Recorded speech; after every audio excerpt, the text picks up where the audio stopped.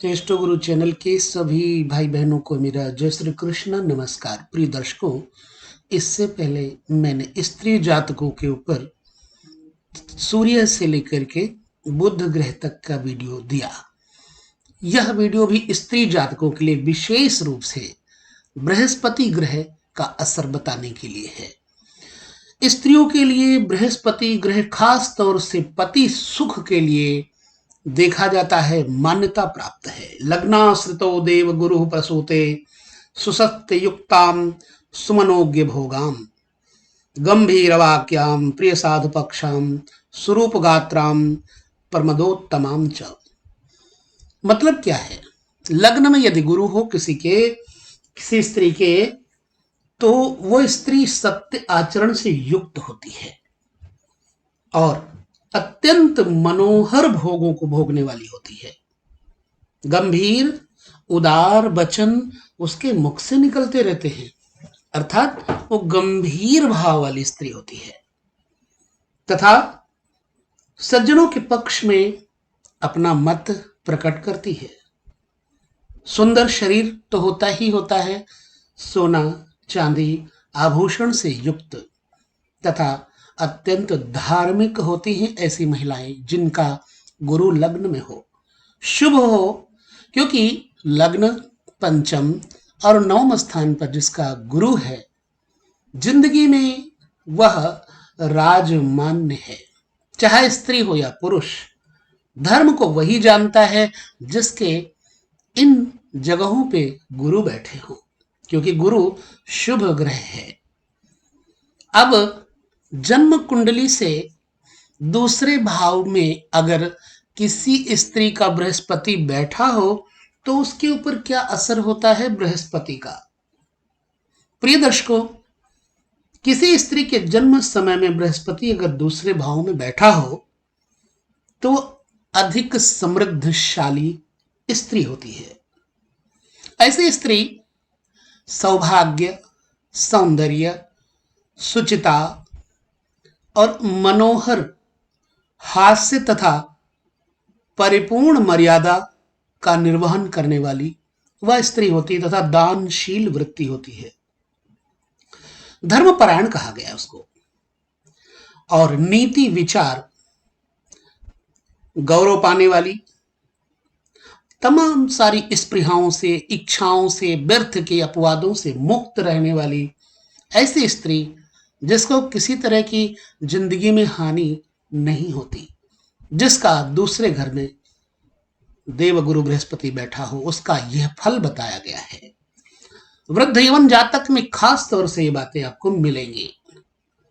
बृहस्पति जिस स्त्री का तीसरे घर में बैठा हो तो वो क्या फलादेश करता है? जन्म समय में बृहस्पति तृतीय भाव में स्थित हो तो वह स्त्री प्रभावशाली जीवन नहीं बिता पाती। उसके शरीर में दोष रहता है, दोष युक्त शरीर व आचरण वाली बताई जाती है। ऐसी स्त्री को गौरव नहीं प्राप्त होता, गौरवहीन जीवन मिलता है। धन तथा वैभव नहीं रह पाता और खास तौर से शारीरिक रोग तथा किसी अंग का अभंग होना, हीनांग होना प्रधान रूप से देखने में आया है। जिसका बृहस्पति तीसरे घर में बैठा हो तो उसे अपने बृहस्पति को उपाय करके अवश्य ही ठीक कर लेना चाहिए उस स्त्री के लिए। क्यों कि पति सुख को प्राप्त कराने में बृहस्पति का बहुत सारा योगदान है। अब हम चलते हैं चौथे घर में बृहस्पति का असर देखते हैं उन स्त्रियों के जिनके चौथे घर में देवगुरु बृहस्पति बैठे हैं। अब चौथे घर में देवगुरु बृहस्पति अच्छे हैं क्योंकि केंद्र है। घर में अतुलित संपत्ति, प्रभूत पराभूत समृद्धि भंडारों वाली होती है ऐसी स्त्री, और अनेक नौकर चाकरों की स्वामिनी होती है। प्रसिद्ध पूजित, यानी उसका नाम देश विदेश में पूजा जाता है। अपने गुणों के कारण वह स्त्री गौरव पाने वाली होती है जिस स्त्री का चौथे घर में देव गुरु बृहस्पति बैठा हो। पंचम स्थान बृहस्पति क्या असर करते हैं, अच्छा या बुरा? उसके लिए कहते हैं पंचम स्थान में जिस स्त्री के देव गुरु बृहस्पति हो वो सपूतों से युक्त होती है, उसके पुत्र अच्छे होते हैं यानी सतपुत्रों से। ऐसी स्त्री पाप कृत्यों से, पापमयी आचरणों से सदैव कोसों दूर रहती है। पुरुष अपना, पति अपना, पर पुरुष का दर्शन भी नहीं करती ऐसी स्त्री। अपने पति के अनुकूल आचरण करने वाली यह स्त्री बताई जाती है। धर्म व्रत आचरण युक्त होती है अथा मतलब सदैव धर्म कर्म में लगी रहने वाली, और सत्य व्यवहार करने का स्वभाव होता है। सभा में ऐसी स्त्रियां चतुर एवं भव्य, सुंदर आकृति और प्रकृति का प्रभाव रखती हैं। पांचवें घर में बृहस्पति ऐसा दर्शाता है।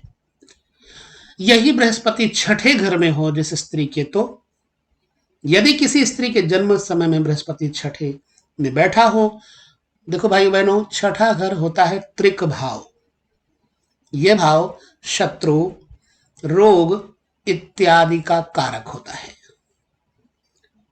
तो ऐसी अवस्था में जिसका छठे में बृहस्पति है, उसका, मैं अपनी मानसिकता बता रहा हूं, उसको धर्म कर्म में रुचि नहीं होती, अनेक विरोधी पैदा हो जाते हैं उसके।